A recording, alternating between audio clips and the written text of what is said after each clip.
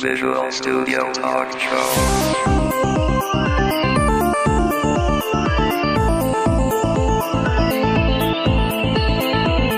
Visual Studio Talk Show est une présentation de la communauté .NET Montréal et de .NET Expertise. Visual Studio Talk Show. Bienvenue à une nouvelle émission du Visual Studio Talk Show. Le podcast, on discute de construction de logiciels avec la plateforme Microsoft.net. Je m'appelle Mario Cardinal, je suis accompagné de Guy Barrette. Bonjour Mario, ça va bien? Ça va très bien. Guy, on profite du fait que tu donnes une formation chez Technologia ce vendredi pour se rencontrer sur l'heure du midi pour faire ce qu'on appelle nous l'intro, parce que ce qu'on va vous présenter aujourd'hui, c'est une émission qu'on a déjà enregistrée.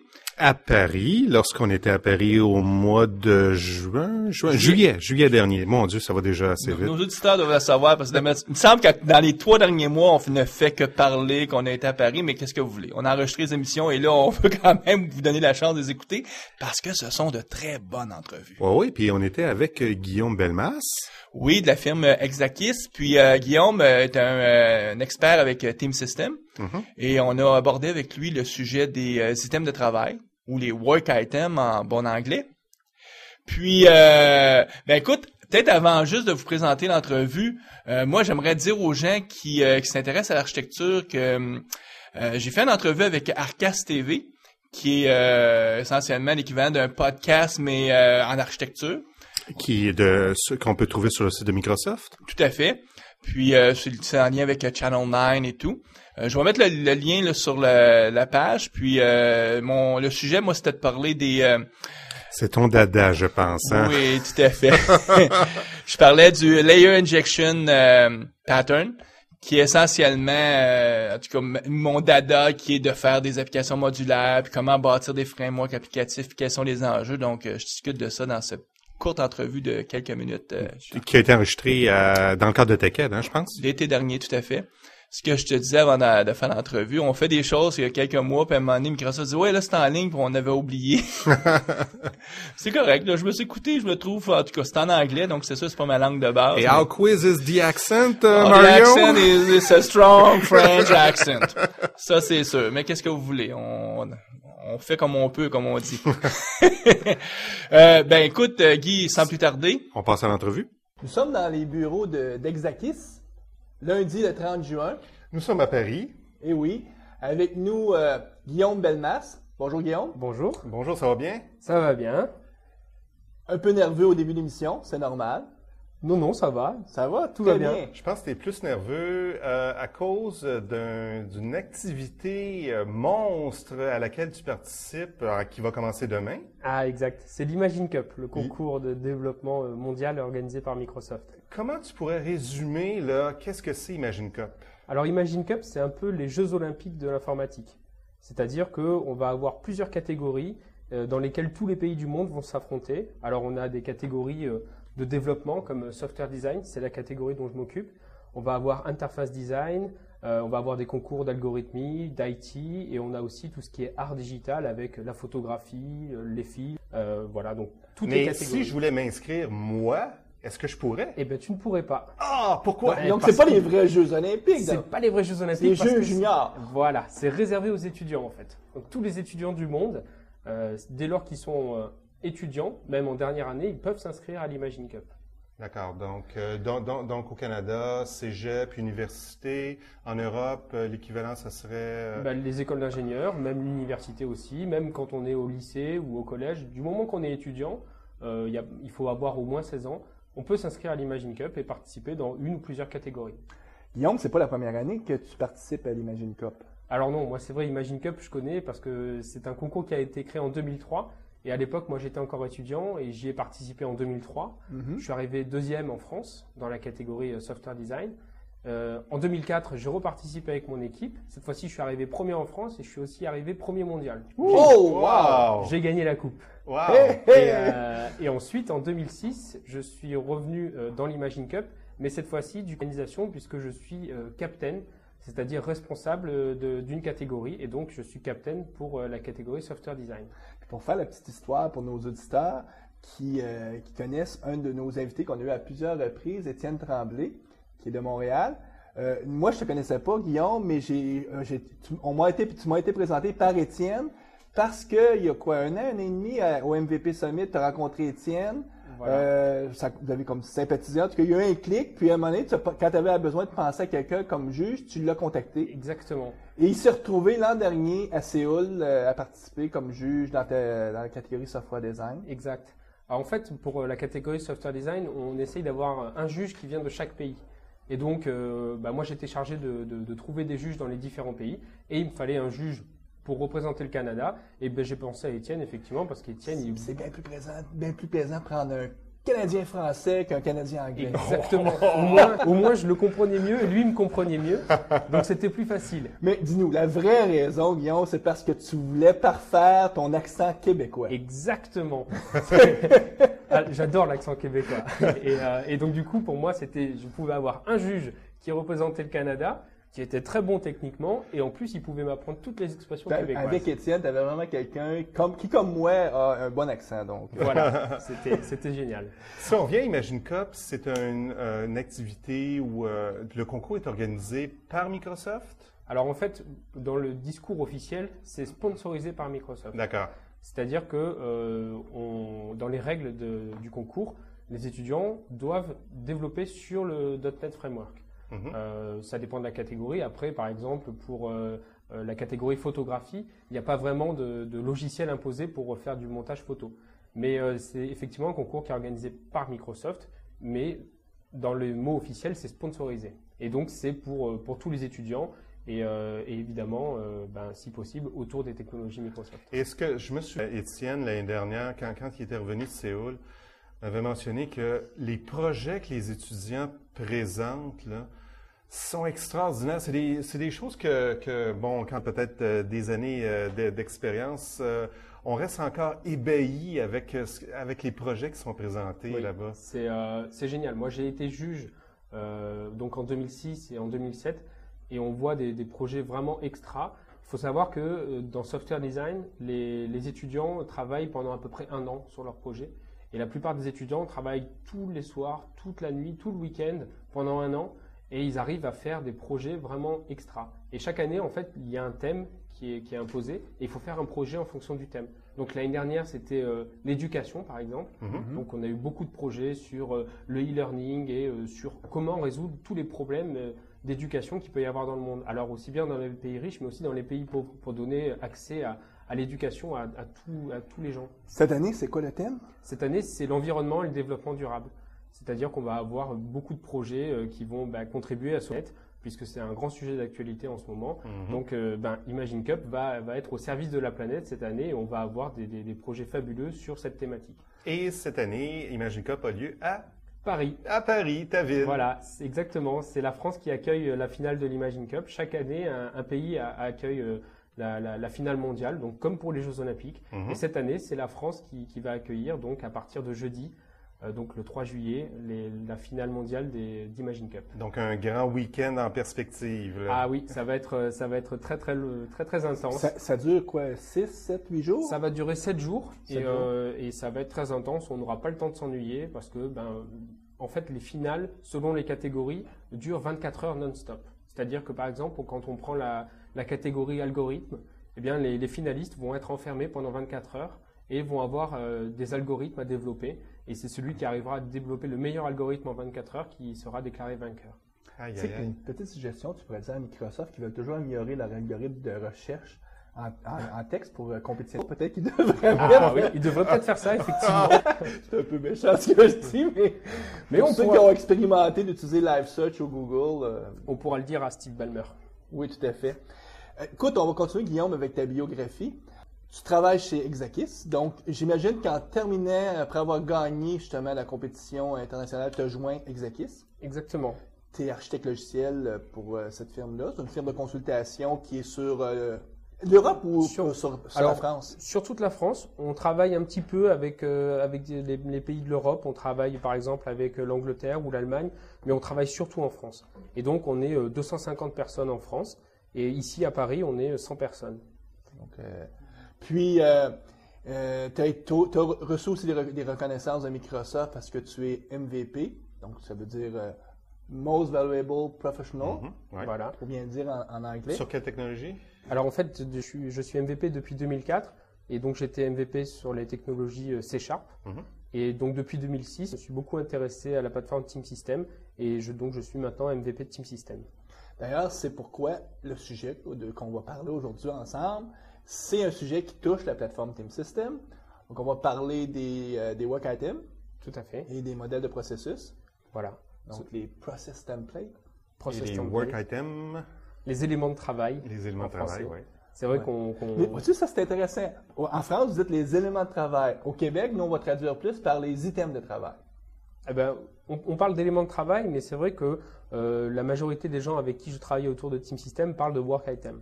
Vous utilisez le terme On anglophone. utilise le terme anglais, Qui est oui, le voilà. cas aussi à Montréal. Tout là. comme on va surtout parler de process template et pas trop de modèle de processus. Donc, son récapitule. Chez Exakis depuis maintenant 3-4 ans. Voilà, 3 ans. Et, MVP reconnu par Microsoft. Participe intensément avec Imagine Cup. Voilà, ça fait des journées bien remplies. Ouais. Donc, nous, je pense qu'on va faire la pause et on revient avec l'entrevue. Assistez aux rencontres de la communauté .NET Montréal afin de parfaire vos connaissances des technologies.net et afin de faire du réseautage. Pour l'agenda des rencontres, veuillez consulter le www.netmontréal.com. .NET Expertise est un réseau de consultants indépendants et experts dans les technologies Microsoft.net. N'hésitez pas de consulter un de nos experts en visitant le www.net-expertise.com. Guillaume, les work items et les modèles de processus. Peut-être commençons par les work items. Comment on pourrait, pour quelqu'un qui est novice, qui ne sait pas du tout de quoi on parle, comment on peut rapidement les situer? À quoi ça sert? Alors en fait, les work items, déjà avant d'expliquer ce que c'est qu'un work item, je vais juste expliquer un tout petit peu la plateforme Team System donc, qui est Bon offerte point. par Microsoft. Donc en fait, la plateforme Team System, c'est une plateforme qui va nous permettre de gérer le cycle de vie du logiciel. Donc bien avant, on avait SourceSafe qui nous permettait de stocker les fichiers sources pour un développement. Et maintenant, on va avoir une qui va nous servir non seulement à récupérer, à stocker les sources, mais on va pouvoir avoir aussi tout le suivi du projet dans la partie serveur donc de Team System qui s'appelle Team Foundation Server. C'est d'ailleurs ce qui est fabuleux avec Team Foundation Server, c'est que c'est un gestionnaire de code source auquel on amalgame tous les items de travail. Donc, un bug, par exemple, c'est un item de travail. Donc, c'est ce croisement-là entre les deux qui fait toute la puissance et l'intégration qui fait toute la puissance de Team System. Voilà, c'est ça. C'est qu'en fait, le développeur reste toujours au centre de la plateforme, mais maintenant, avec Team Foundation Server, on va essayer d'adresser les différents rôles d'une équipe projet. C'est-à-dire qu'on n'a pas que des développeurs, on va aussi avoir un chef de projet, on va avoir des architectes, on va avoir des testeurs, on va avoir une maîtrise d'ouvrage qui vont donner des spécifications fonctionnelles. Et donc, le but, c'est de faire travailler tous ces gens-là dans la même plateforme pour avoir un meilleur suivi du projet et pour avoir plus de feedback sur les avoirs, donc pouvoir s'améliorer au fur et à mesure des développements qu'on va faire. Donc, si on récapitule un peu dans l'histoire de l'évolution de l'outillage que Microsoft a offert aux développeurs, depuis longtemps, depuis les débuts, Microsoft offrait un outil qui ciblait le développeur, l'outil Visual Studio. Voilà. Et la nouveauté qui est apparue à partir de 2004-2005, c'est 2005. l'offre par Microsoft d'un outil qui cible l'équipe. Exactement. D'où le nom de Team System. Team System. C'est qu'en fait, on avait effectivement Visual Source Safe pour le développeur.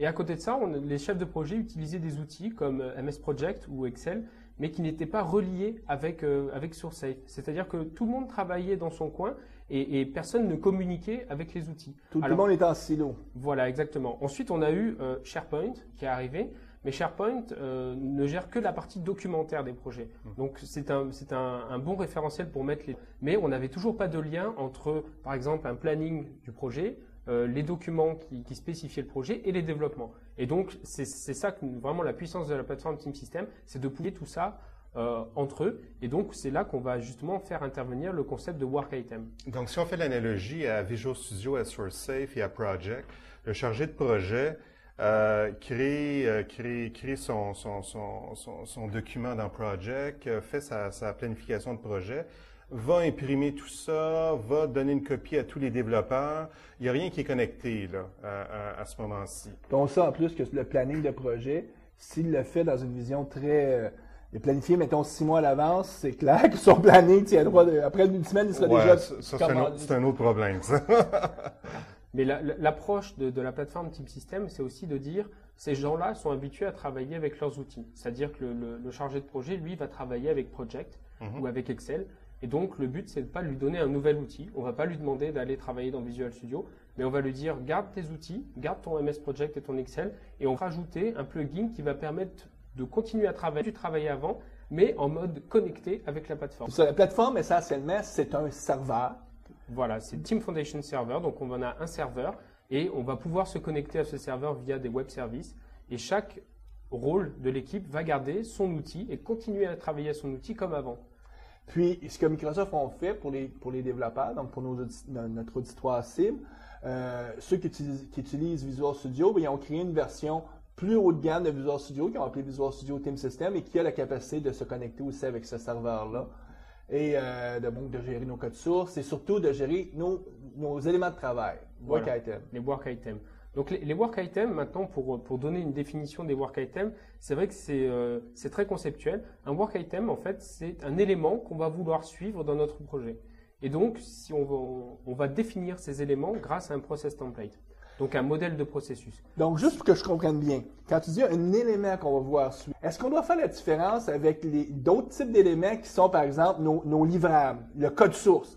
Est-ce que je peux dire que le code source, c'est un work item?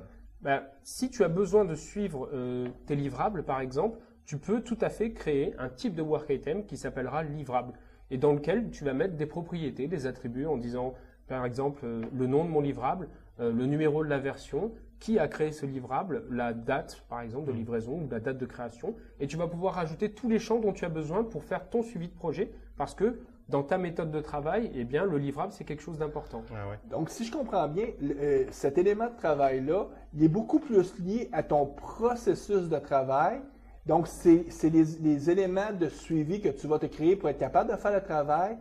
Et ce que tu vas créer, par exemple, un code source, lui va quand même résider dans le gestionnaire de code source.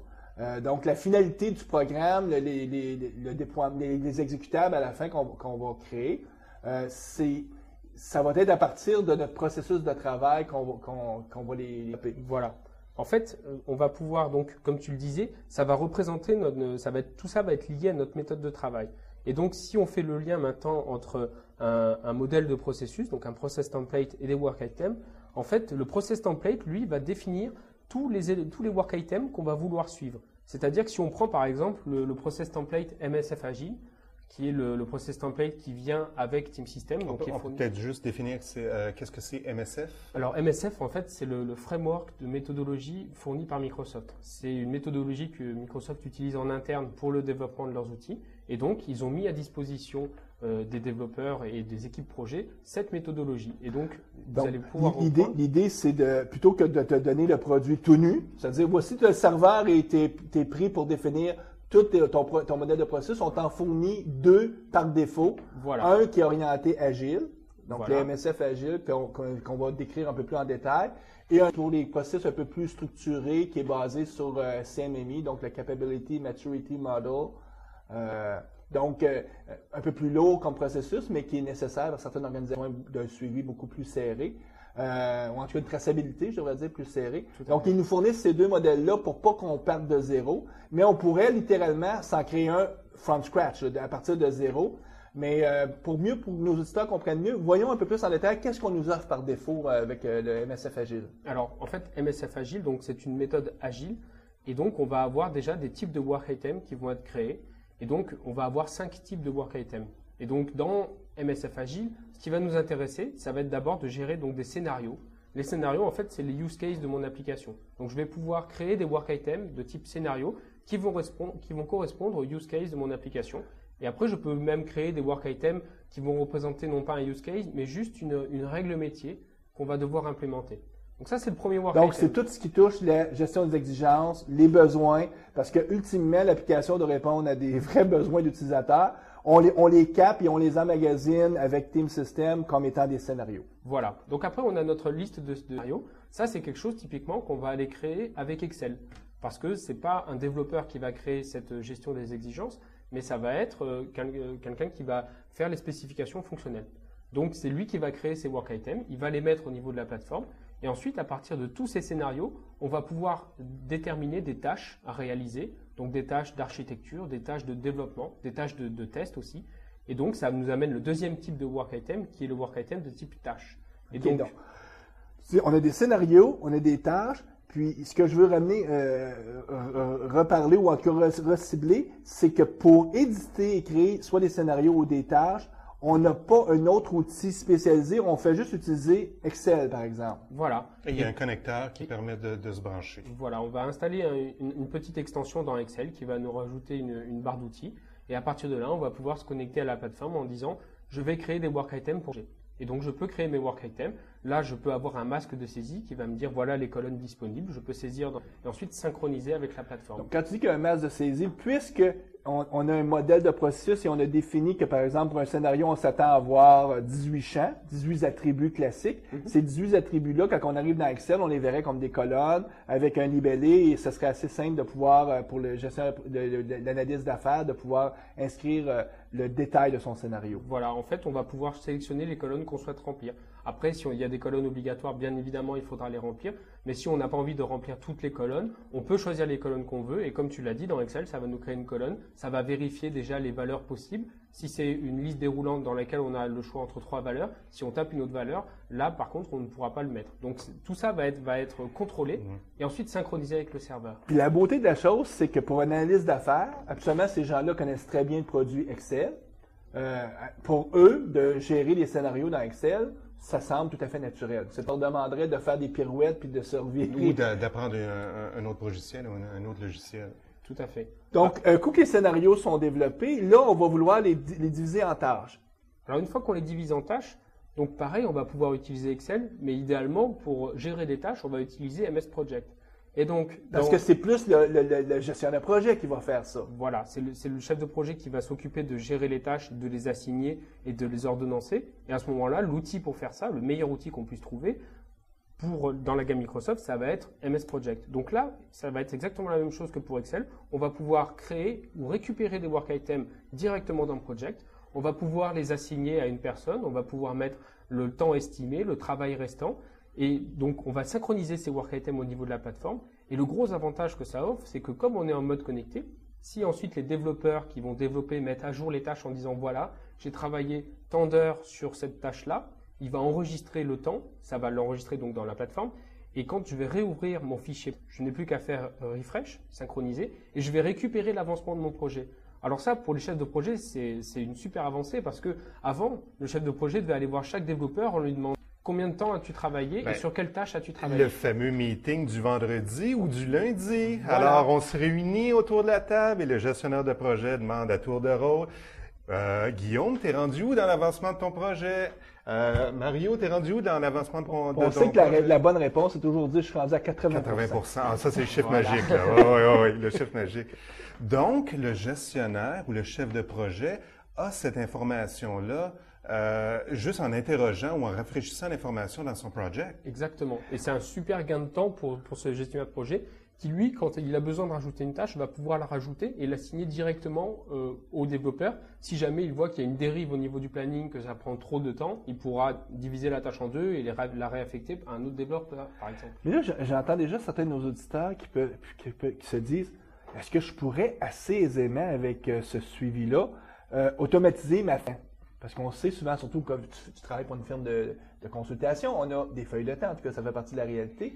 Est-ce que tu recommanderais de jumeler feuilles de temps avec Team System ou de vraiment les dissocier? Alors, c'est quelque chose qui est possible. On peut tout à fait le faire parce que si, par exemple, on a plusieurs développeurs qui vont travailler sur plusieurs projets en même temps, ils vont dire, voilà, j'ai travaillé tant de temps sur le projet A et tant de temps sur le projet B. Il faut savoir que les work items, en fait, il n'y a la notion de projet, c'est juste un attribut du work item. C'est-à-dire que tous les work items sont stockés dans un seul et même entrepôt.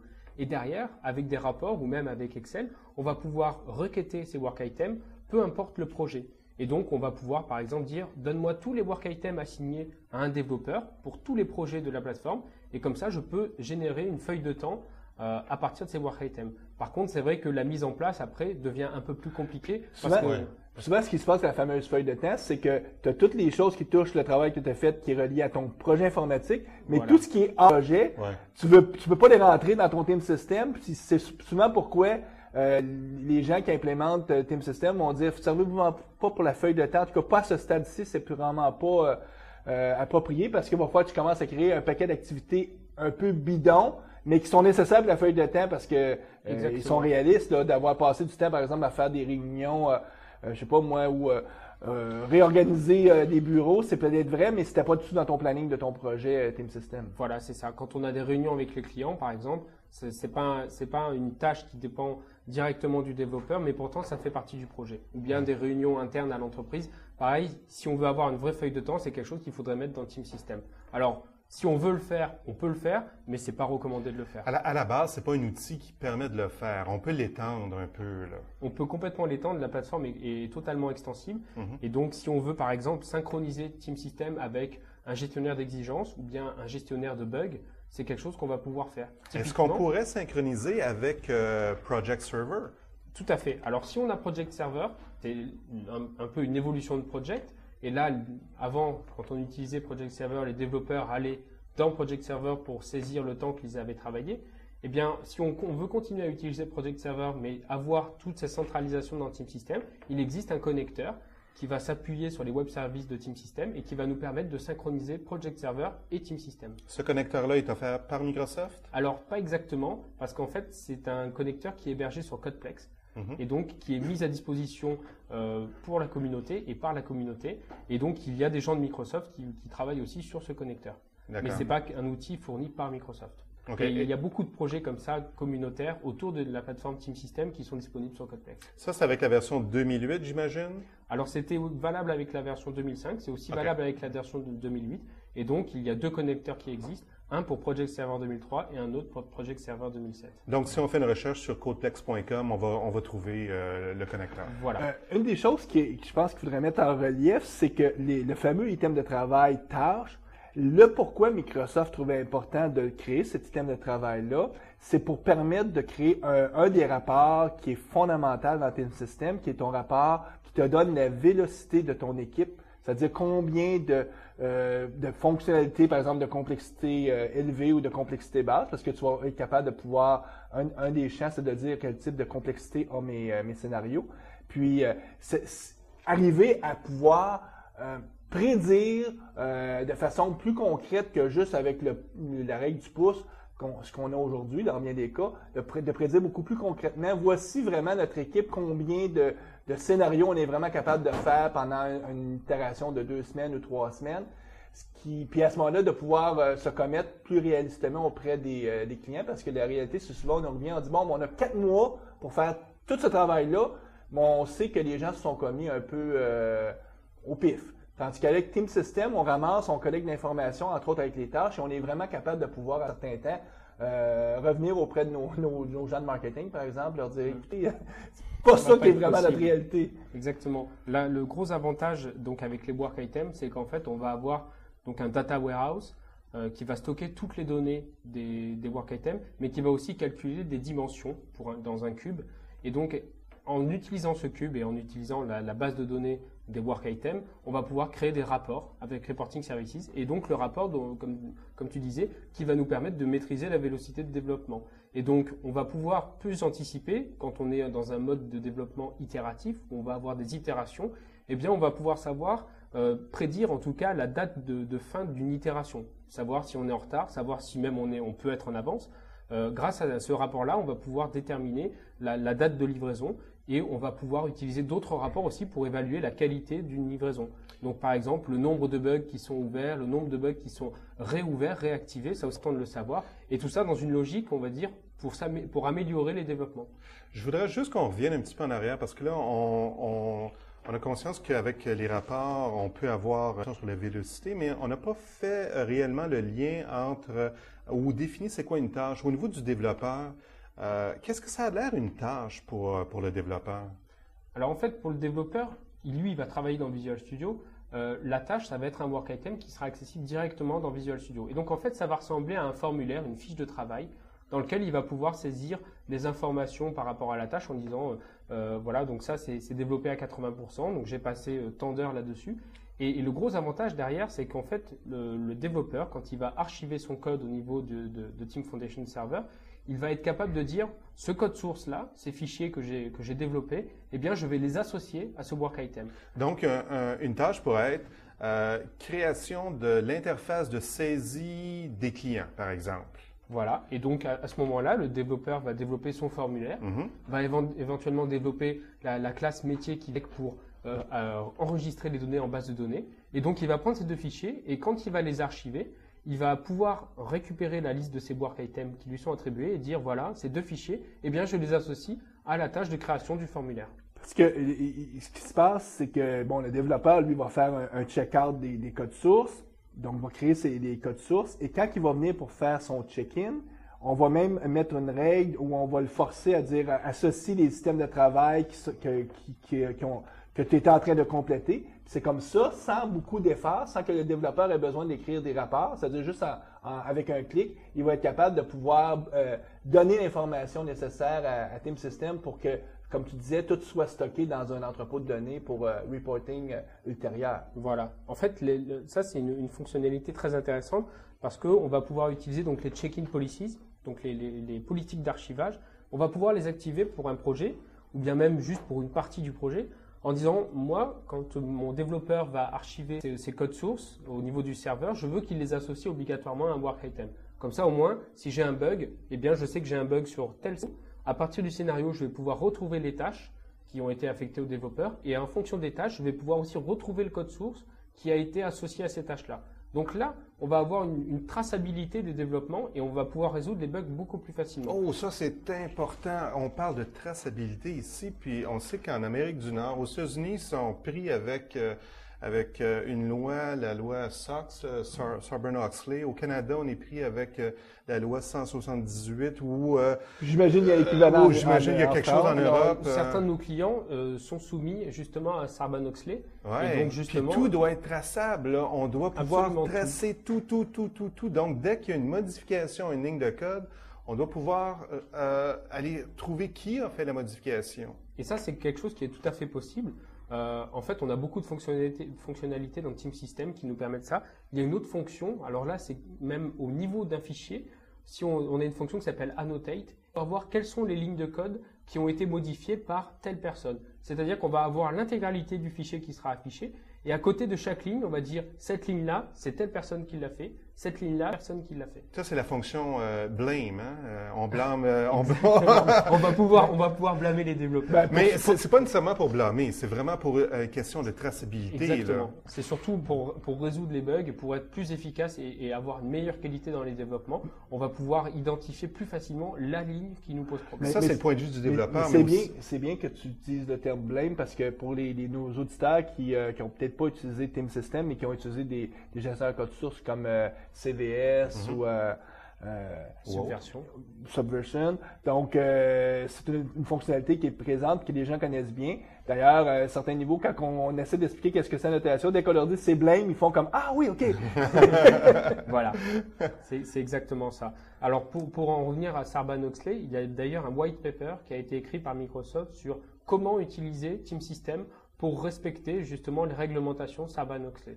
Donc, si les gens utilisent Team System et se posent la question, d'utiliser Team System dans le cadre de Sarbanes-Oxley. Parce que même en France, ça peut être un problème dans le sens où vous faites affaire avec des firmes peut-être internationales, exactement. Alors, on a par exemple un client qui lui utilise est soumis à Sarbanes-Oxley, donc dans le monde pharmaceutique, et qui a eu ces problématiques-là. Alors, c'était pas sur Team System, c'était sur SharePoint, mais il a exactement les mêmes problématiques de qui a modifié le document.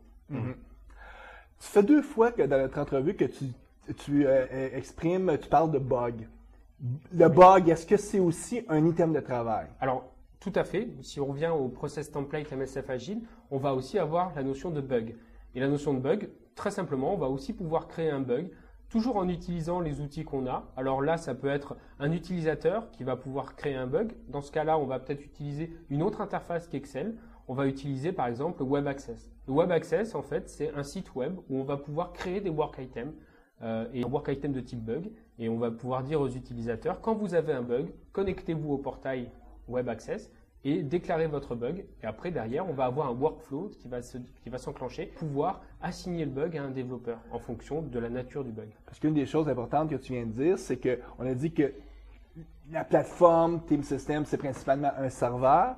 Ce serveur-là peut être accédé en mode direct avec des outils comme Excel, mais peut être aussi publié sur le web avec des extensions qui vont faire en sorte que tu vas pouvoir directement avec un accès web pouvoir, par exemple, compléter des différents types de work items, dont les bugs, qui est le scénario le plus usuel. Exactement. En fait, il y a un bon exemple qui est accessible à tout le monde de qu'est-ce qu'on peut faire concrètement en termes d'interface avec Team System, c'est le site Codeplex.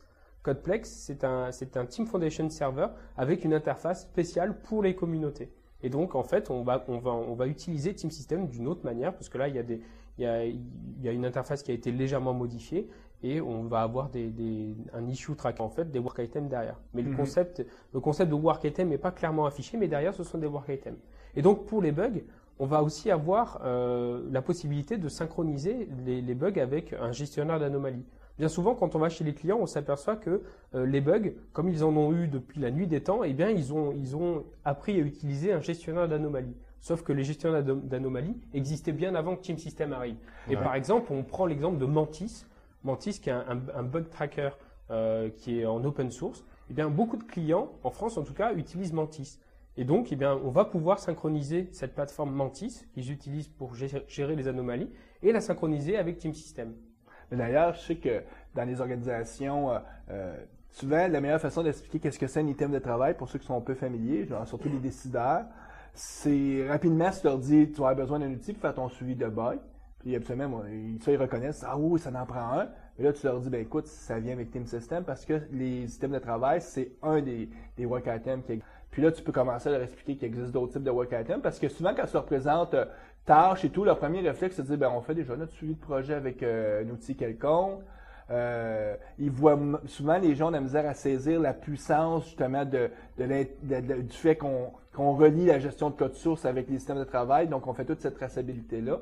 Mais les bugs, ça, absolument, il y a accroche, ouais. Je suis capable d'attacher le code source qui a corrigé tel bug parce que une des réalités qui existe beaucoup dans notre vie d'informaticien, c'est beaucoup d'organisations ont encore beaucoup de misère à avoir une bonne gestion des configurations, c'est-à-dire qu'ils font des déploiements de composantes qui sont pas les bonnes, en tout cas pour différentes raisons, et ils se retrouvent à un moment donné à avoir une question de traçabilité. Qui a vraiment changé ces choses-là?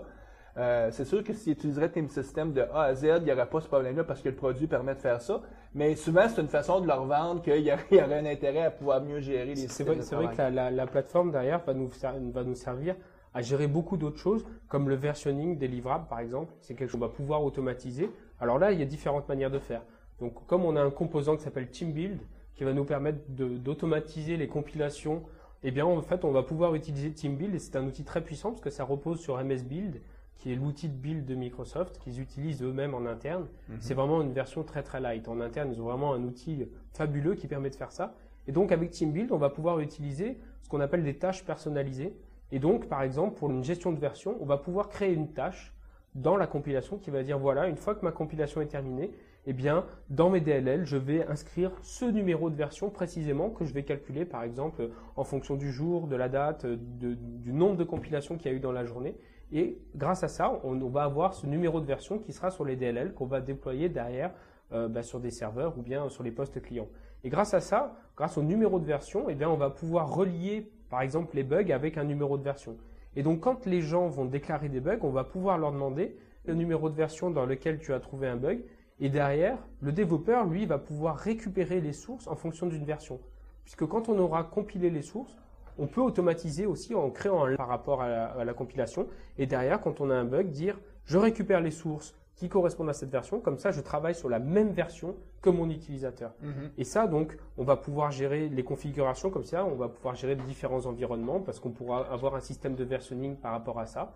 Et donc, il y a beaucoup de scénarios qui sont possibles parce que la plateforme est extensible et dès qu'on a un besoin un peu particulier, eh bien, je pense qu'il y a forcément une solution pour utiliser Team System et arriver à contenter nos besoins. Guillaume, donc on a parlé présentement de 3 types de work items, donc les Scénarios. bugs, les scénarios, les tâches. Autre exemple de work item qui te vient à l'esprit. Alors en fait, si on reprend encore MSF Agile, on va avoir 2 autres types de work items.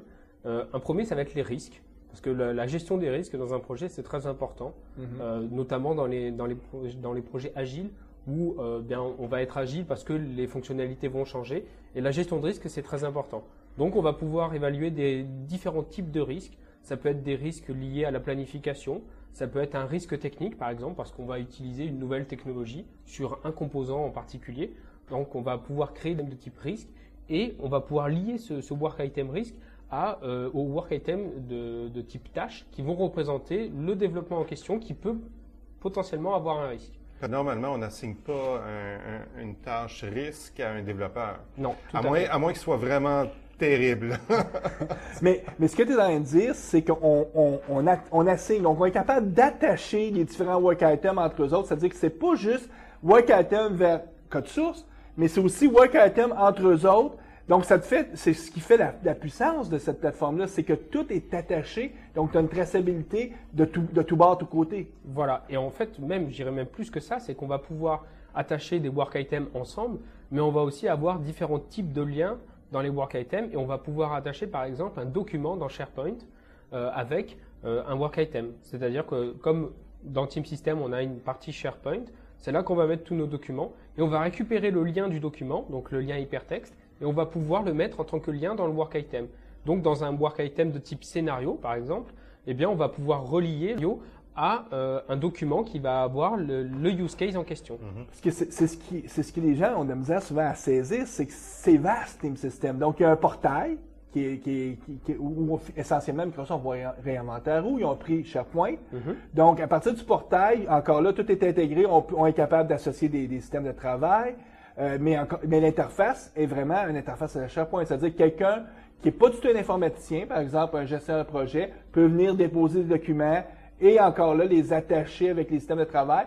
Pour lui, ça lui semble tout à fait naturel. Il n'y a pas besoin d'être un expert puis de maîtriser Visual Studio, par exemple. Non, tout à fait. C'est vraiment la force du produit, c'est que vraiment tout le monde continue à travailler avec les outils avec lesquels il travaillait avant. C'est le Team System et le Process Template, le modèle de processus, ça va être un peu la glue qui va permettre de coller tout ça. Donc, parlons un peu plus de cette colle-là, qui est le fameux Process Template. Donc, Comment on pourrait le traduire en français? Modèle de processus. Modèle de processus. Modèle de processus. Ou bien même grille de processus. Ma première définition, moi, c'était gabarit de processus. Parce que habituellement, template utilise le terme gabarit. Mais modèle, ça sonne bien, quoi. Alors justement, les process templates, donc là on vient de parler d'un process template qui s'appelle MSF Agile et qui est en fait l'implémentation d'une méthode pour Team System. Et donc il y a un autre process template qui existe, qui vient en standard avec la plateforme, qui s'appelle MSF CMMI. Et donc là, ça va être, comme tu l'as dit Mario tout à l'heure, ça va être un processus un peu plus lourd parce que c'est pour les entreprises qui sont certifiées CMMI et qui veulent continuer à se certifier et à monter dans les niveaux. Mais on a aussi d'autres process templates qui n'ont rien à voir avec MSF. Et par exemple, en ce moment, on entend beaucoup parler des méthodologies Scrum. Et donc, Scrum, on va avoir des implémentations, pas une, mais plusieurs, pour Team System. Et donc, par exemple, on va avoir l'implémentation de Microsoft qui s'appelle eScrum. Et donc là, on va avoir différents types de work items qui n'ont rien à voir avec les work items qu'on a pu voir pour MSF Agile. Parce que là, on va parler de Project Backlog, on va parler de Sprint Backlog. Donc tous les work items qu'on a mentionnés à date, peut-être ne se retrouveraient pas dans la méthodologie Scrum. Voilà, tout dépend en fait de la méthode qu'on va vouloir utiliser. Dans Scrum, le concept vraiment important, c'est le sprint. Et donc, on va créer un sprint. Et dans ce sprint, on va mettre des sprint backlog items et qui sont en fait qui représentent les tâches. Donc, si on pourrait comparer en fait ce work item au work item de type tâche dans MSF. Donc, pour chaque méthodologie, chaque méthodologie a ses propres tâches, a ses propres items de travail, finalement, qui sont définis. C'est ce qui est fabuleux, parce que si tu es dans une approche agile, mettons que tu veux utiliser Scrum, donc tu as dit Microsoft en fournisse un gabarit. Il y a aussi une compagnie qui s'appelle Conchenko qui fournisse un gabarit Scrum, fortement reconnu, apprécié par beaucoup de gens. Donc, à ce moment-là, quand tu appliques ce gabarit-là sur ton team system, tu es capable vraiment d'appliquer une approche agile. Exactement. Mais c'est toute une organisation très waterfall, donc très cascade. Toi, tu voudrais avoir un processus très en cascade. Il n'y a rien qui t'empêche de pouvoir le faire aussi. Et je sais, par exemple, Fujitsu, qui ont une technologie qui est beaucoup utilisée, nous, du côté du gouvernement, qui s'appelle Productivité Plus, P+. Eux ont créé aussi tous les gabarits, donc tous les modèles pour Team System. Donc, c'est très différent de Scrum. Puis souvent, ça me fait rire parce qu'il y a des gens de la communauté agile qui vont, parce qu'ils savent que j'aime Team System, disent « Ah, Mario, Team System, c'est un produit, ça, pour les cascadeurs, pour les waterfalls. » Puis, ils comprennent pas que c'est un produit qui peut être ce que tu veux en faire, parce que c'est une plateforme. Tu peux vraiment faire ce que tu veux. Par exemple, là, actuellement, je travaille pour une compagnie qui s'intéresse à Scrum et qui voudrait avoir un process template Scrum. Et donc, on a comparé avec ces gens-là, on a regardé eScrum d'un côté, puis on a regardé le process template Scrum for Team System, donc de Conchenko. Et en fait, il y a des choses qui sont bien dans eScrum, il y en a qui sont moins bien, et pareil dans Conchenko. Donc, ce qu'on est en train de faire, c'est qu'on reprend ce qui nous plaît dans eScrum, on reprend ce qui nous plaît dans Conchenko, et on fait notre propre process template. Et donc ça, c'est une manière de faire. Donc là, on va vraiment faire quelque chose qui colle à leurs besoins, qui vraiment va leur convenir et qu'ils vont vraiment utiliser. Et si, par exemple, une compagnie a une méthodologie qui lui est propre, eh bien, on va pouvoir créer un process template from scratch, vraiment en partant de zéro, et on va pouvoir créer un process template qui va leur correspondre. Donc là, le but vraiment derrière, c'est pas de dire voici des méthodologies, choisissez celle qui vous convient le mieux. Non, c'est de dire qu'est-ce que vous voulez vraiment, et c'est ce qu'on va faire. Adapter. Voilà. Parce que Microsoft nous fournisse un éditeur de modèles de processus. Ben oui, ça ressemble à quoi, ça, un processus? C'est-tu un fichier Word? Non. En fait, le process template, c'est un ensemble de fichiers XML. Donc on va du XML? Oui, du XML. Donc c'est une petite base de données hiérarchique, finalement, qui est stockée en XML. Voilà. Et en fait, donc on peut très bien éditer ça directement dans Notepad. Donc c'est du XML. Et avant, maintenant on a un Power Tool qui existe, qui s'appelle le Process Template Editor, et on va pouvoir utiliser cet éditeur pour créer notre propre process template. Et donc dire voilà, je vais créer un type de work item, je vais l'appeler bug, mais moi dans mon bug, je vais vouloir tel champ, et je vais rajouter aussi des workflows. Et ça, on n'en a pas parlé, et c'est quelque chose qui est important, c'est qu'avec chaque work item, on va pouvoir associer un workflow. C'est-à-dire que quand je vais ouvrir un work item, eh bien, son statut, son état, je ne pourrais pas le mettre à closed. Ça n'a pas de sens. Quand je vais l'ouvrir, il sera actif. Et donc, je ne pourrais le mettre qu'à actif. Et une fois que je l'aurai enregistré en tant qu'actif, là, au niveau du workflow, je pourrais soit passer à resolved, soit à closed, soit à un autre état que j'aurais défini. Et c'est moi qui vais définir le workflow dont j'ai besoin. Donc, à chaque état, on peut définir finalement comment va se dérouler la suite. Voilà. Si on a des processus qui sont déjà en place dans l'entreprise, pour la gestion des anomalies, par exemple, pour la gestion des bugs, on va avoir besoin de coller au workflow qui est déjà en place. Et ça, Team System peut le faire. Donc le but, c'est vraiment de s'adapter à l'entreprise et pas que l'entreprise s'adapte à Team System. Puis les firmes de consultation comme Exakis qui ont justement une expertise sur Team System, c'est principalement ce qu'ils font pour leurs clients. Créer leur modèle de processus, établir s'assurer que les workflows qu'ils utilisent présentement soient les mêmes avec l'outil, ou des fois, ça permet aussi peut-être de faire le ménage et de redéfinir clairement quel est le processus que l'entreprise veut bien suivre. Mais donc, c'est ce type de choses-là. Outre le fait aussi que, vous déployez, installez les Team Systems. Donc, c'est ce type de service-là que des firmes comme Exakis vont offrir. Exactement. Et ce qu'on remarque aussi, c'est que le fait d'installer Team System, les gens se posent la question. Parce que quand on leur présente Team System, on leur dit, voilà, maintenant, qu'est-ce que vous voulez? On va le mettre dans Team System. Et là, les gens se posent la question en disant, mais vous avez rien à me proposer?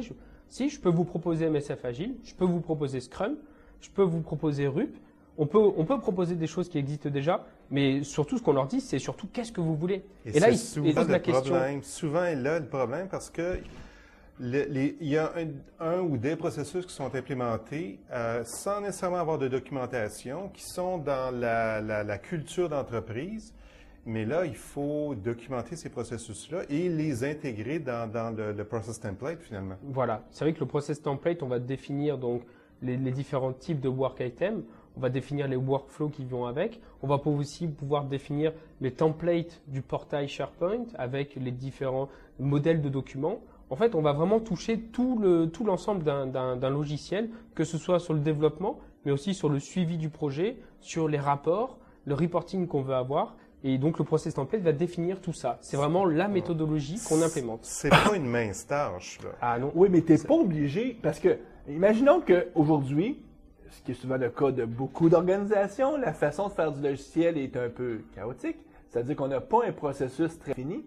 Juste de prendre ce que Microsoft nous donne off the shelf, c'est-à-dire soit MSF Agile, ou de prendre ce qui est disponible dans la communauté, je pense à Concheco Scrum ou eScrum, juste et de le mettre en place, ça va te formaliser un processus qui va être déjà mieux que ce que tu vivais avant. Et ensuite, tu pourras... Ensuite, tu l'améliores. C'est ça l'idée, parce que à quelque part, la question que la compagnie va avoir à se poser, c'est, moi, quand je développe du logiciel, est-ce que c'est au cœur de mon argumentaire pour vraiment me différencier de la compétition? Si, pour toi, ce que tu fais dans la vie, c'est, je sais pas, moi, c'est des saucisses à hot dog, puis que ton processus logiciel est plus pour faire juste ta paye et ces choses comme ça, peut-être que c'est pas là que tu vas te différencier avec tes outils logiciels, donc tu vas prendre ce qui est standard. Mais si au cœur de ton argumentaire concurrentiel, c'est ton logiciel, mettons, tu es une banque, tu veux peut-être pas utiliser la même chose que ton compétiteur, tu voudrais avoir des processus vraiment spécialisés pour toi, et là, tu vas pouvoir aller plus loin et les bonifier parce que ça va devenir ton avantage concurrentiel, comment tu vas faire évoluer tes gabarits Team System. Exactement. En fait, c'est comme tu dis, c'est les gens ne savent forcément ce qu'ils veulent utiliser, mais ils ont déjà une certaine manière de travailler. Et le fait de travailler avec un process template, eh bien, ça va les amener à réfléchir et à être un peu critiques sur le process template. En disant, ben, par exemple, moi, j'aime pas la manière dont les bugs sont gérés. Parce que sur les bugs, dans MSF, c'est souvent une remarque qu'on fait, c'est les états du bug, eh bien, on n'a que 3 états qui sont disponibles. On va avoir actif, résolu et fermé. Mais moi, j'ai d'autres états dans mes bugs. Je veux savoir si c'est réouvert, par exemple. Si c'est par design, parce que c'est un bug qui n'est pas un bug. Est-ce que c'est un bug critique ou est-ce que c'est réouvert? Donc, on a plusieurs états. Et c'est là que les gens se posent la question. Et bien souvent, ils utilisent le process template pendant 6 mois. Et au bout de 6 mois, on se revoit et là, on va changer ça parce que ça nous plaît pas. On va rajouter un autre type de work item parce que ça nous manque. Nous, on voit par exemple gérer les tests et on voudrait avoir des work items de type test pour pouvoir gérer les campagnes de tests. C'est important et nous, on travaille beaucoup sur les tests. Donc ça, c'est un exemple d'un client qui m'a dit ça. Il m'a dit, moi, je veux des work items de type test. Et j'imagine que c'est plus simple de partir d'un process template existant et de le faire évoluer. Beaucoup plus simple. C'est vrai que dans la majorité des cas, que ce soit MSF ou Scrum, on va repartir d'un process template qui existe et on va le modifier, rajouter des champs, renommer des champs. On va pouvoir mettre d'autres liens par défaut ou bien même des modèles de documents par défaut dans le process template. On part très rarement de zéro parce qu'on a déjà des choses qui existent et qui correspondent à ce qu'il y a dans le process template. Alors autant le réutiliser parce que c'est du XML, tout le monde peut reprendre ce XML, l'éditer, le modifier et en créer un nouveau de toute pièce. Donc on va vraiment repartir d'un existant plus que du from scratch. Donc le serveur, c'est sûr que il sait faire de la gestion de configuration au niveau des codes sources. Ça vient avec. Mais pour le processus, il faut que tu lui greffes un modèle de processus parce que par défaut, le serveur tout nu, il fait rien. Il n'y a pas d'item de travail défini, rien. C'est pour ça, d'ailleurs, quand tu crées un projet, une des premières questions qu'il te pose, c'est quel est ton modèle de processus que tu veux bien attacher à ce projet-là, parce que pas de modèle de processus, tu n'as rien. Exactement. Ouais, tout découle, hein? Si on regarde les rapports sont faits avec les work items, l'information qui est stockée dans le data warehouse. Donc, j'imagine que les rapports qui sont fournis par MSF pour CMMI sont différents des rapports qui sont fournis par MSF Agile. Exactement. Et en plus, derrière, on va pouvoir créer nos propres rapports. Ça aussi, pour les sociétés qui ont des équipes qui vont réaliser plusieurs projets, plusieurs développements, bien souvent, les managers, eux, ce qui les intéresse, c'est pas de suivre projet par projet, mais d'avoir une vue d'ensemble des projets. Et bien ça, grâce au rapport, on va pouvoir le faire. Parce qu'en fait, on va pouvoir créer des rapports qui permettent de suivre le portfolio des projets. Et donc, on va pouvoir avoir des rapports sur le nombre de bugs sur tous les projets ou bien le temps consommé sur tous les projets pour une équipe. Une vue d'ensemble de la vélocité ou des projets actuels. Voilà, et ça, c'est pour les managers, c'est une information qui n'a pas de prix. C'est vraiment le must pour eux d'avoir ce genre de rapport. Et si les work items sont bien utilisés et bien remplis, eh bien les rapports derrière vont être super pertinents. Et donc, on va pouvoir ensuite améliorer en disant « Ah ben, ce rapport-là, il me plaît bien. Maintenant, j'aimerais pouvoir avoir tel autre rapport qui me donnerait une indication sur l'efficacité de mes équipes à résoudre les bugs. » Parce qu'il faut s'entendre, le but, c'est pas de pointer une personne et de surveiller, de faire la police sur une personne. C'est vraiment de l'agrégation. Ah, le but, c'est vraiment de suivre les projets. C'est ça. Donc, de l'agrégation où on cherche finalement à pouvoir prendre des meilleures décisions. Puis pour les développeurs, le bénéfice, entre autres, si tu es dans une bonne organisation, c'est que là, tes décideurs se commettront plus avec une règle du pouce, mais vraiment à partir de faits. Parce que c'est ce que leur donner une certaine réalité de ce qui se passe sur le terrain. Ce qui est pas le cas quand on n'avait pas ce type de produit-là. On devait y aller beaucoup avec notre perception. Certains gestionnaires étaient très bons, mais se fourvoyaient allègrement, puis vous arrivez avec des deadlines où est-ce qu'on savait pertinemment que c'était pas possible de les remplir. Puis là, ben, l'organisation a l'air folle par rapport à son client parce qu'elle est obligée de revenir et de dire ben ça ne pourra pas marcher. Ou la pression est mise du côté des développeurs, ouais, là où là, on a des semaines de fous.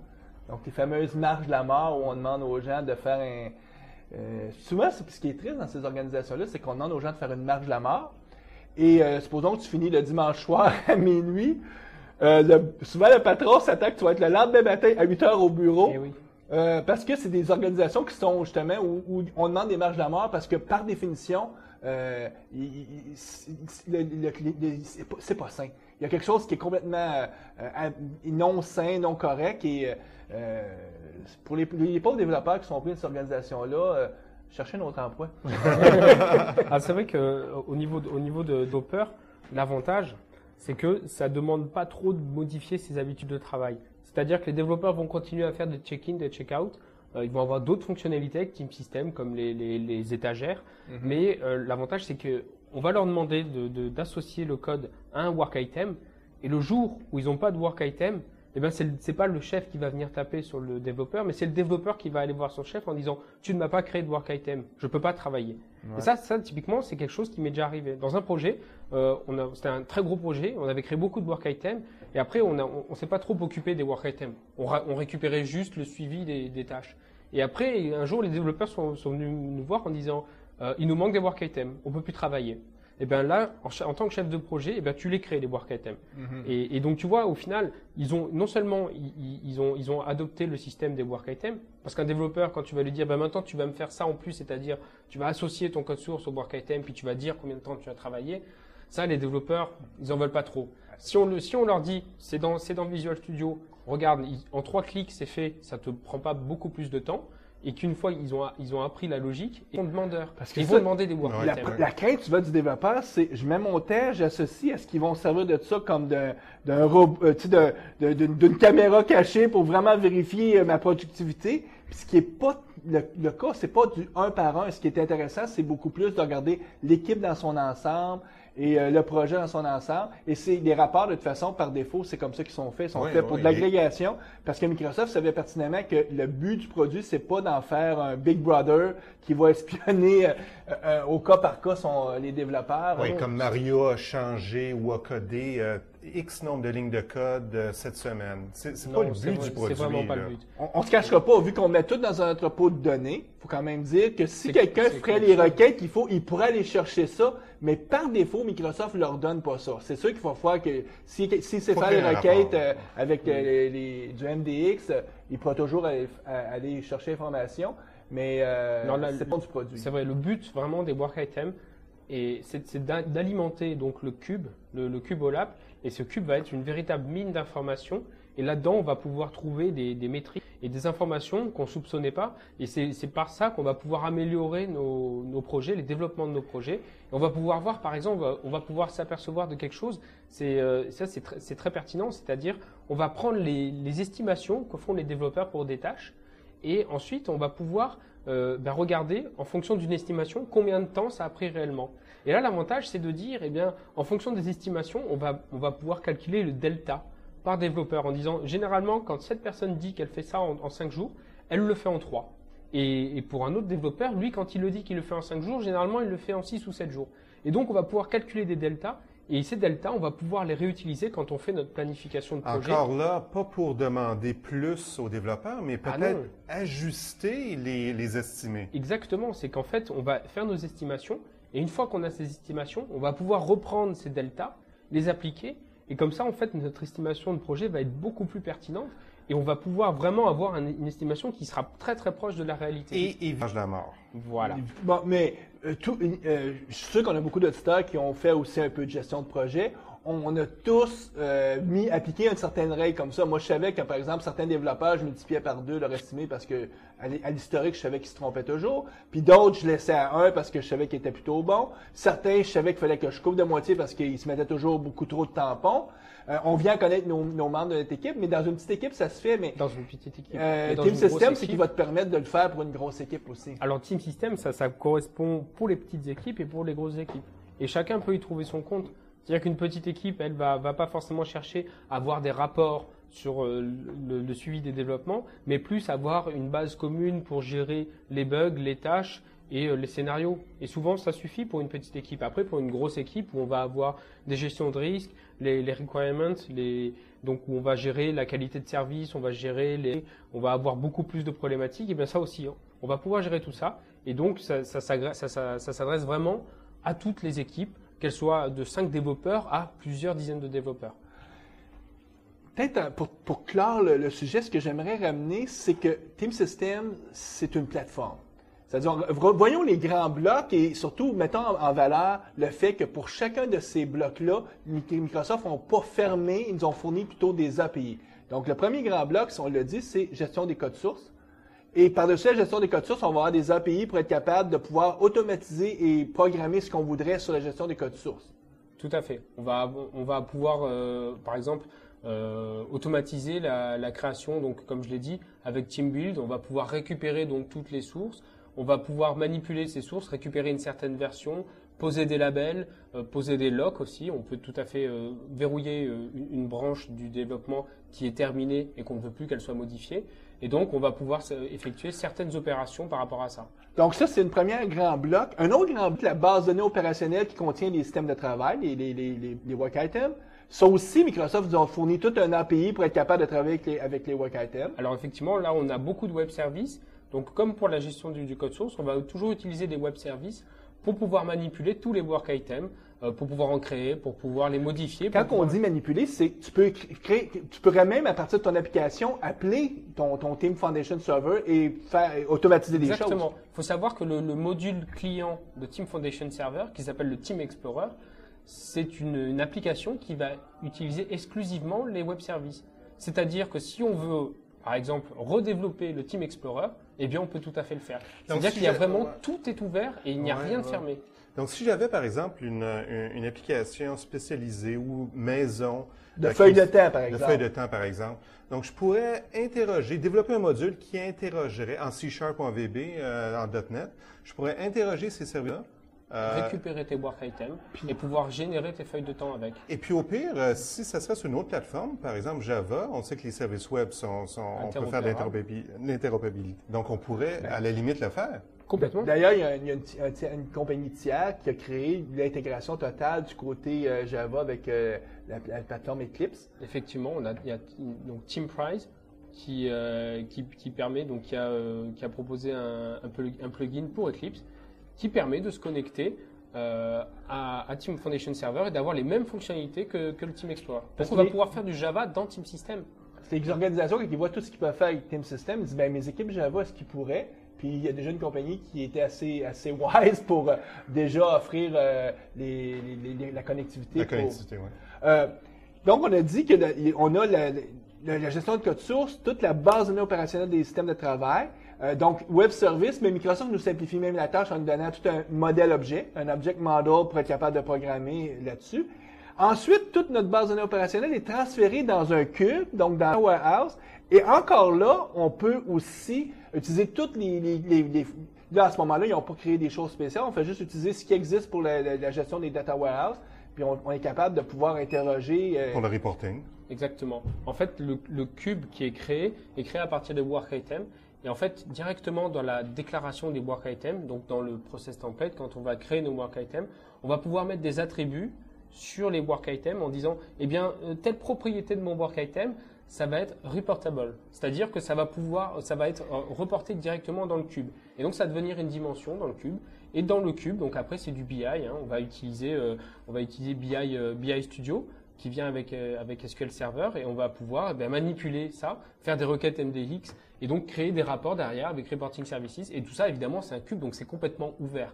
Donc, on va pouvoir requêter notre cube. C'est des données. C'est des données, voilà. Et c'est les données de nos projets. On va pouvoir les requêter. Puis encore là, Microsoft voulait pas qu'on se retrouve avec un beau cube, mais aucun rapport. Ils nous fournissent une peine de rapport pré-mâchée pour nous parce que c'est encore plus facile de prendre un rapport et de le modifier que de créer from scratch. C'est un bon point parce que si on prend un process template, par exemple MSF Agile, on l'adapte. On parlait tout à l'heure d'adapter les bugs.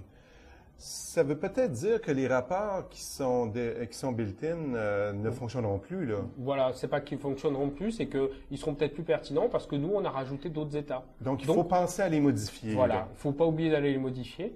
Et si, quand on modifie donc les work items, on veut rapporter d'autres informations dans le cube, eh bien c'est très simple, c'est juste un attribut en XML à rajouter et la donnée sera automatiquement intégrée dans le cube. Et derrière, eh bien, on peut modifier nos rapports pour intégrer ces nouveaux statuts et puis avoir des rapports qui collent avec notre work item. Parce que très souvent, la façon la plus simple de se faire du reporting sans vraiment se faire du reporting, c'est juste prendre notre cube et se faire un tableau tricroisé avec Excel. Et là, tu as la liberté totale de chercher ce que tu veux dans ton cube. Alors après, pour ceux qui sont pas familiers avec les requêtes MDX, avec les cubes OLAP, il y a une autre manière de fonctionner pour se faire dingue, c'est-à-dire qu'on va utiliser Excel. On va requêter les work items dont on a besoin. On va pouvoir, par exemple, récupérer tous les work items bugs de notre projet. On va récupérer ça dans un onglet d'Excel. Et puis, dans un autre onglet, eh ben, on va pouvoir créer nos rapports. C'est-à-dire, on va pouvoir générer des graphiques sur répartir les bugs par zone ou par itération. On va pouvoir répartir les bugs par état. Et donc, on va pouvoir se créer aussi des rapports comme ça. Et ça, ça peut être fait très simplement. Le chef de projet est sans doute très familier avec Excel pour créer des rapports ou des graphes. Donc, dès on va lui chercher l'information dans une feuille Excel. Après ça, il peut utiliser une autre feuille pour créer ces rapports-là. Voilà. Et en fait, derrière, quand il veut réactualiser son rapport, il n'a plus qu'à utiliser le bouton Refresh. Ça va récupérer les données du serveur, les mettre à jour dans l'Excel et puis notre graphique sera à jour. Un autre grand module que Microsoft fournit, c'est justement un site SharePoint, donc gestion de documentaire. Pour ça, c'est assez vaste. Puis encore là, c'est SharePoint, donc ça a toute l'extensibilité pour qu'on puisse facilement... certaines personnes vont dire c'est peut-être trop d'avoir SharePoint parce qu'entre autres, au niveau de la gestion de la sécurité, ça peut devenir ardu. C'est vrai que c'est complexe, mais en même temps, c'est vrai que SharePoint est très ouvert parce qu'on a beaucoup de web services qui nous permettent de manipuler la plateforme. Donc, c'est la brique WSS. C'est vraiment la même brique qu'on peut retrouver au niveau de Windows Server. Et donc, on va avoir des templates de sites qui sont fournis. Pareil, on va pouvoir faire ses propres templates de sites. Donc, on va avoir des site definition en XML ou alors on va aussi avoir des templates. Donc, ce sont des fichiers STP. Et donc, derrière, on peut utiliser des différents types de web parts. On peut créer ses propres web parts, par exemple. Et on va pouvoir intégrer nos rapports, donc de Reporting Services, directement dans notre portail projet. C'est ce qui devient ardu pour les gens qui doivent travailler avec, en tout cas, par exemple, dans les firmes de consultation, c'est que ça demande beaucoup d'expertises différentes qui peuvent prendre un certain temps, maîtriser comme il faut SharePoint, il y a une certaine courbe de maîtriser comme il faut toutes les API pour être capable d'étendre, modifier Team System, ça aussi, ça demande un certain temps. Comprendre qu'est-ce que c'est le cycle de développement ou le cycle de vie d'une application. C'est pas tous les gens qui maîtrisent ça qui ont l'expérience donc c'est beaucoup de savoir-faire, mais quand on les maîtrise, qu'on jumelle tout ça, avec la plateforme, on est capable de faire des choses assez exceptionnelles. Exactement. Et en plus, avec SharePoint, l'avantage, c'est que dans Team System, on peut soit un SharePoint qui existe déjà dans notre entreprise, soit utiliser le SharePoint qui sera propre à Team System. C'est-à-dire que si on a déjà une gestion documentaire au niveau de l'entreprise, eh bien, Team System pourra s'y connecter et créer des portails projets directement dans le système documentaire. Donc, on aura un point centralisé pour toutes les documentations. Et donc, Team System aura sa propre arborescence de site dans SharePoint. Avec la version 2008. Avec la version 2008, c'est vrai, parce qu'avec la version 2003, c'était quand même beaucoup plus compliqué à installer. Puis, si tu es dans une organisation où il n'y avait rien, bien, par défaut, Team System va t'installer un portail. Voilà, donc on va utiliser la brique WSS et on aura SharePoint pour commencer à travailler. Et même si dans une organisation on a Moz, donc avec le portail d'entreprise, on pourra quand même utiliser Moz et créer aussi des sites dans Moz. Donc, si on récapitule, les items de travail sont au cœur de la plateforme Team System. Fondamental. Souvent, les gens pensent que Team, c'est gestion de code source. C'est vrai que l'image de SourceSafe reste un peu... c'est pas SourceSafe du tout, on s'entend. Alors, c'est vrai que le message à faire passer, c'est que Team System n'est pas SourceSafe. Et même de gestion de code source, SourceSafe, on avait quand même pas mal de problèmes avec la fusion des codes sources quand on avait un conflit. Pas mal de problèmes, t'es gentil pour SourceSafe. C'est vrai qu'on avait beaucoup de problèmes avec SourceSafe. Mais tu as un bon point, c'est que en plus que c'est pas SourceSafe, Team System, le gestionnaire de code source, c'est un vrai gestionnaire de code source d'entreprise, de classe. D'entreprise. Voilà. Oui, donc avec tous les modèles et les paradigmes qu'on s'attend à trouver, que SourceSafe souvent ne supportait pas. Voilà, on va avoir une vraie gestion de branche, par exemple, et donc par rapport à cette gestion de branche aussi, il y a des gens qui se sont intéressés à ça. Il y a même Microsoft qui a fait un white paper sur les stratégies de branches. Comment est-ce qu'on va faire des branches au niveau des codes sources pour pouvoir gérer une ou plusieurs versions, pour pouvoir maintenir les versions. Et là-dessus, c'est vrai qu'il y a beaucoup de choses à faire. On va avoir le concept des étagères qui est très important aussi. Le shelving. Donc là, c'est vraiment amélioré par rapport à ça. Et même pour bien illustrer le fait que Team System, ce n'est pas SourceSafe, quand Team System 2005 est sorti, eh bien, on a eu SourceSafe 2005. C'était deux produits différents. Maintenant, avec Team System 2008, on a uniquement Team System 2008. SourceSafe, lui, continue à vivre sa vie avec sa version 2005 et sera très probablement abandonné. Et donc, on va continuer avec Team System parce que maintenant, les gens prennent conscience qu'on ne gère plus que du code source, mais on gère un projet. Ouais. Et donc, on va continuer dans ce sens-là avec les prochaines versions, avec Rosario. On va essayer de couvrir encore un spectre beaucoup plus grand au niveau, par exemple, la gestion des exigences. On aura des choses beaucoup plus poussées. La gestion des campagnes de test aussi. On va avoir beaucoup plus d'outils pour l'architecte, par exemple. Il y a eu des démonstrations qui sont sorties il n'y a pas longtemps sur Rosario où on va pouvoir avoir de l'UML directement dans Rosario, dans Visual Studio.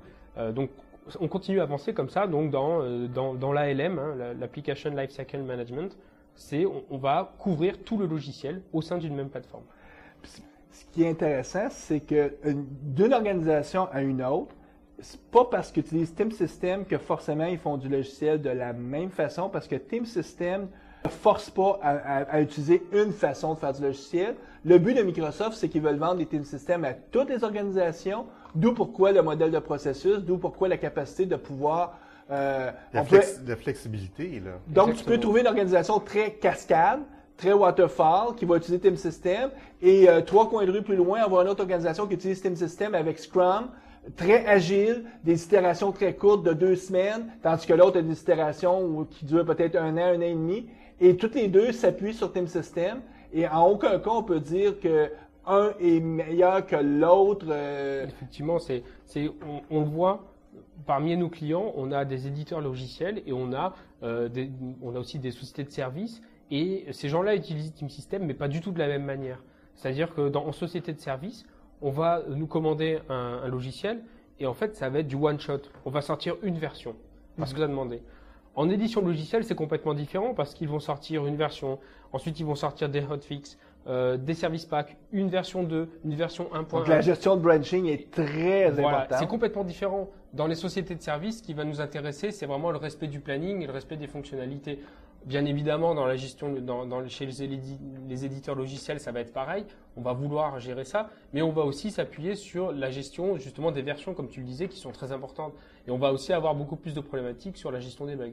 Puis c'est sûr que si tu regardes, mettons, je sais pas moi, une entreprise pharmaceutique qui utiliserait Team System, eux, à cause de certaines régulations et de certaines lois qu'ils doivent respecter, vont avoir implanté leur Team System probablement différent de...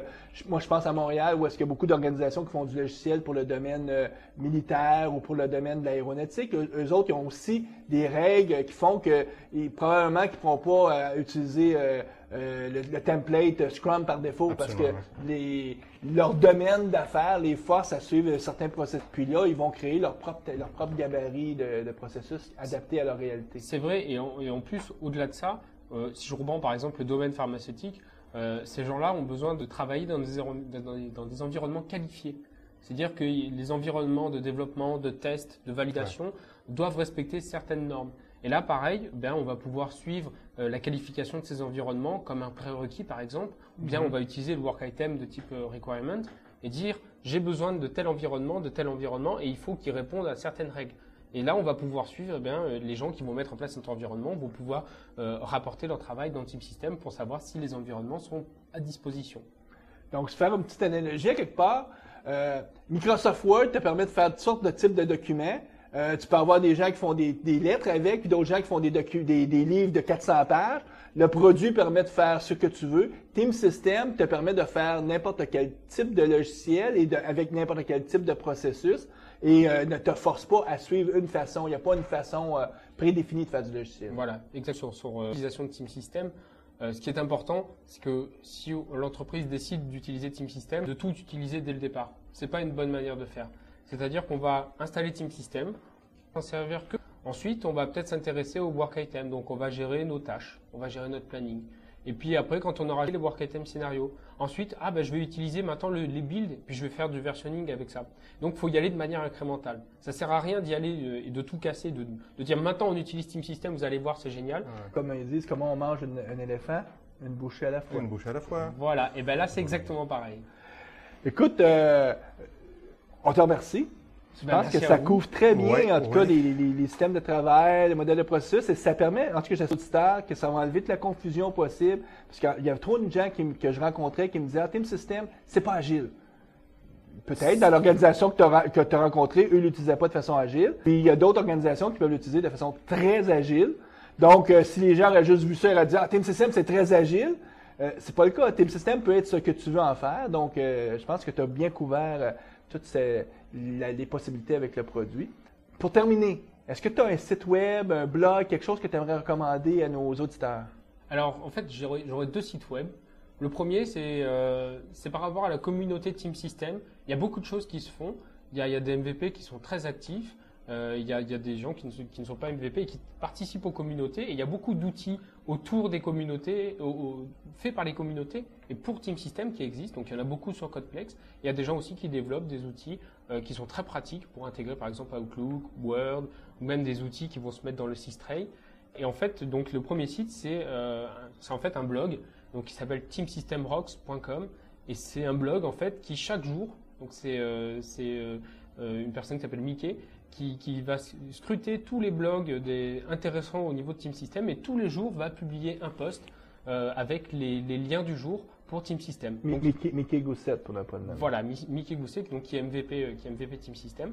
Et donc, il va scruter tous les blogs et il va nous donner des informations. C'est pratique pour avoir de l'information de Team System. Au jour le jour, on va avoir des nouveaux liens sur des gens qui ont résolu tel problème ou des gens qui ont fait un nouveau projet pour faire marcher mieux encore la plateforme Team System. Donc ça, c'était un premier blog. Est-ce que autre chose que tu voulais plugger, entre guillemets? Alors en fait, au niveau français, il y a un site qui se met en place tout doucement, qui est teamsystem.fr, team-system.fr.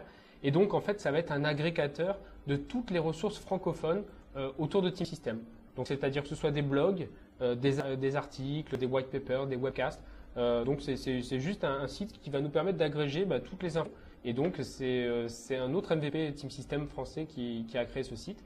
Et donc je vais lui filer un coup de main justement pour mettre à jour ce site et puis garder vraiment tout un référentiel des communautés francophones. Super, donc on va mettre les liens sur la page. On te remercie encore. Merci bien Guillaume, c'était fort intéressant. Et puis bonne semaine en France. Merci. Merci.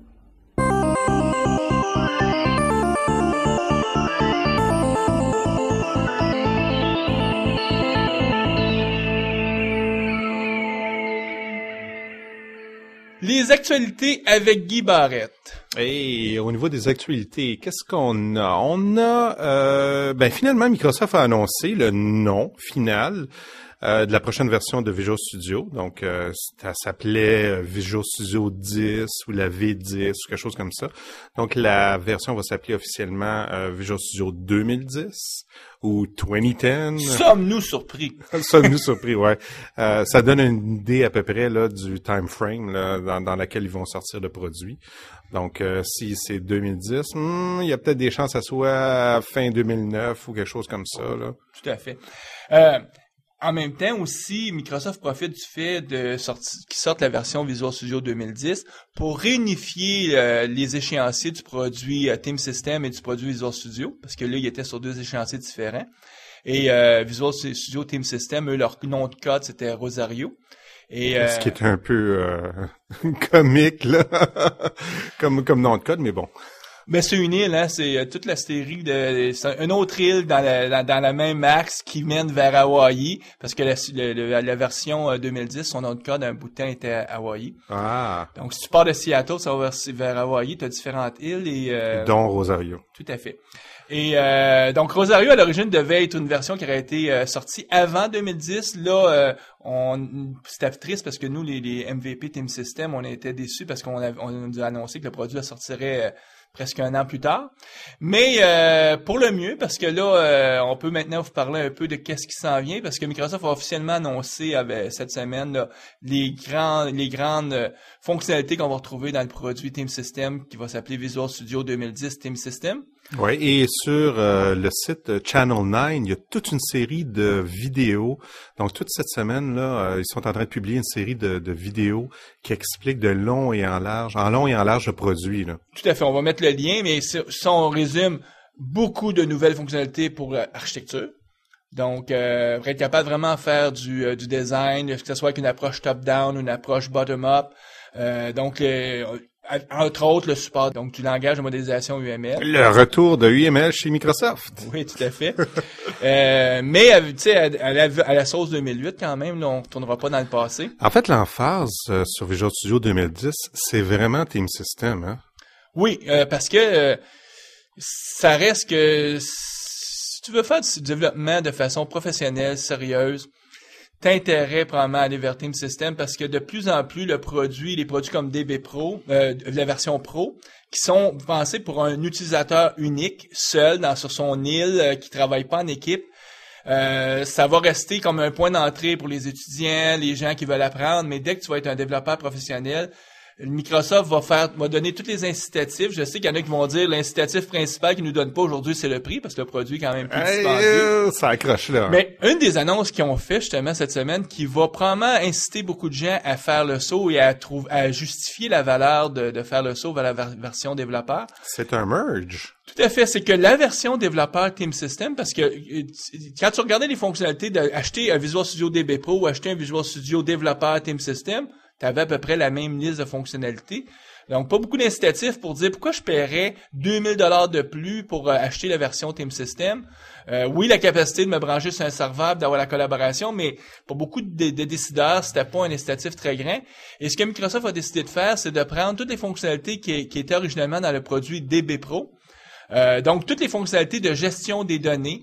Là, on parle de pouvoir mettre nos schémas de BD dans un gestionnaire de code source, de pouvoir faire des différentiels. Donc, beaucoup de fonctionnalités qu'aujourd'hui, il fallait acheter des produits externes pour réussir à faire ça. Donc, être en mesure de faire le déploiement, des tests unitaires sur notre BD.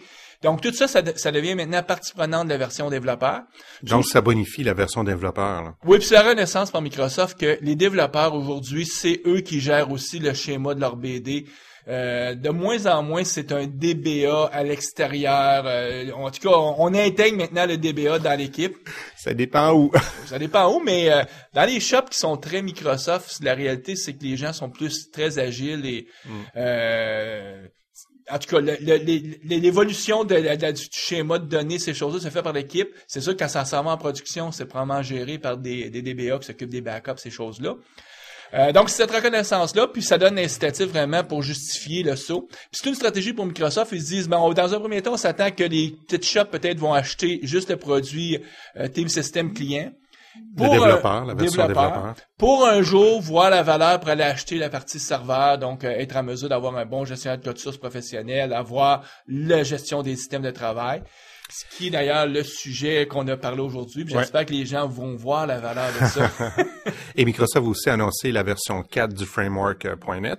Tout à fait. Donc, dans l'évolution pour faire en sorte de livrer certaines des fonctionnalités, il n'y avait pas le choix de faire évoluer aussi le framework. Si on regarde aussi dans les annonces qui sont arrivées cette semaine, il y a quelque chose qui touche le web. Ben oui. C'est ton dada. Effectivement. En fait, Microsoft a annoncé le support d'une librairie JavaScript qui est très utilisée dans le monde web, qui s'appelle jQuery. Ça a été quelque chose d'assez surprenant. En fait, là, il y a eu beaucoup de bonnes réactions si on regarde les blogs ou les commentaires. Là. Ce que Microsoft va faire, c'est supporter jQuery tel qu'il est, c'est-à-dire dans sa version open source, l'inclure dans Visual Studio 2010 et offrir le support via leur PSS, c'est-à-dire Product and Support and Service, quelque chose comme ça. Là, et lorsqu'ils vont avoir des modifications à faire, où ils vont passer, comme tout le monde, via le canal de soumission des modifications. Donc, Microsoft partira pas une branche séparée de leur côté. Ça, c'est nouveau. Hein? C'est la première fois que moi, je vois Microsoft de vraiment décider d'accepter d'inclure un produit open source. Puis là, je trouvais très curieux, moi, d'aller voir c'était quoi la licence de ce produit-là, parce que l'argument majeur de Microsoft a toujours été de dire, on n'a pas, les licences nous permettent pas. Donc, qu'est-ce qu'il y a de différent dans le licensing de jQuery versus d'autres produits open source que Microsoft a décidé de pas inclure, mais plutôt de rebâtir? Je vais être curieux d'aller voir ce qu'il y en est. Je vais essayer de tenir au courant là-dessus. On va s'informer. Donc, ça termine les nouvelles. Au niveau de la communauté .NET de Montréal, la prochaine assemblée, c'est le 20 octobre. Nos amis François et Eric François Tanguay et Eric Renaud. Oui, de la compagnie Inventive vont parler de leur projet Umbrella, qui est un projet open source. Oui, puis en même temps, c'est un ajout qu'ils font, eux, au framework .NET pour vraiment se simplifier la vie. En fait, c'est une série de helper class qui sont disponibles, qu'on peut télécharger puis utiliser. Ils sont bâtis beaucoup avec les fonctionnalités qu'on trouve dans le Net 3.0, Net 3.5. Ah, c'est assez avancé, merci. Donc, ceux qui veulent comprendre comment faire des choses avancées et en tirer parti, puis voir aussi comment le framework de Microsoft a beaucoup évolué et a même vraiment dépassé ce qu'on peut faire en Java. Puis, entre autres, leur framework Umbrella nous montre là, comment on peut en tirer parti. Donc, ça va être une présentation du comité, du groupe d'architecture. Oui, ça, c'est le lundi 20. Le mardi 21, on a une présentation Team System sur les tests.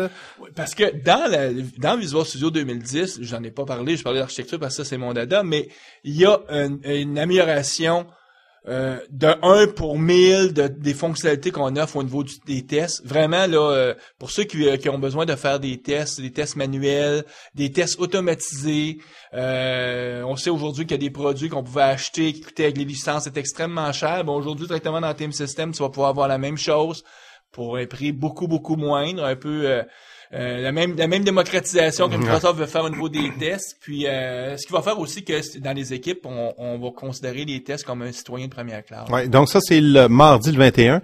Et le 29 octobre, Simon Laroche va nous parler, ça c'est sur l'heure du midi, dans les assemblées at lunch. On nous parlait de Pattern, Principle and Practices, donc un peu Pattern Practice, les meilleures pratiques, monde agile et tout ça. Donc, ça va être très fort intéressant. Simon est quelqu'un qui est très compétent dans tout ce qui est des approches agiles, puis aussi tout ce qui est modélisation de domaine. En tout cas, il sait comment programmer des applications. Ça l'aide. Et notre prochain Visual Studio Talk Show va être sur... On va parler de BizTalk. Donc, ceux qui suivent notre horaire ont peut-être vu que j'ai décidé de prendre, parce qu'à l'origine, on devait présenter l'émission de Arnaud Clairet en janvier sur BizTalk. Et j'ai décidé de la ramener maintenant, en octobre, parce que le PDC, donc la fameuse conférence de Microsoft qui s'appelle le Professional Developer Conference, arrive à la fin du mois. Et on sait que Microsoft va annoncer beaucoup de choses reliées avec des noms de produits comme Oslo, l'évolution de où s'en va BizTalk. Donc, je me suis dit, pour nos auditeurs, ça vaudrait peut-être la peine de situer BizTalk pour qu'ils comprennent mieux qu'est-ce qu'ils vont attendre. Ce dont on va leur parler dans les prochaines actualités des prochains mois, quand on va leur parler de où Microsoft s'en va avec l'évolution de leur offre. Ben, d'avoir les fondements sur BizTalk, c'est pas une mauvaise chose. Donc, je me suis dit aussi bien le faire maintenant. Et notre invité va être? Arnaud Clairet. Qui est lui aussi de Paris France. Oui, mais qui est aussi, écoute, il est un MVP de BizTalk, mais il est plus que ça, il est un advisor qui participe avec Microsoft sur le board qui développe le produit Oslo. Un peu comme moi, je participe sur le board qui développe le produit Team System avec Microsoft. Donc, on est 3 à Montréal. Il y a Étienne Tremblay, Claude Rémillard et moi-même. Arnaud est à Paris et travaille sur le board d'Oslo. Donc, il y a beaucoup d'insights qu'il peut nous donner, en tout cas dans la mesure que c'est du domaine public. Donc, déjà, l'émission de BizTalk, on va en parler. Ça va être vraiment intéressant pour ceux qui s'intéressent à ce produit-là. Tout à fait. Écoute, ça termine notre émission. Puis, nous, on vous souhaite une bonne programmation. On vous revoit dans 2 semaines. Au revoir.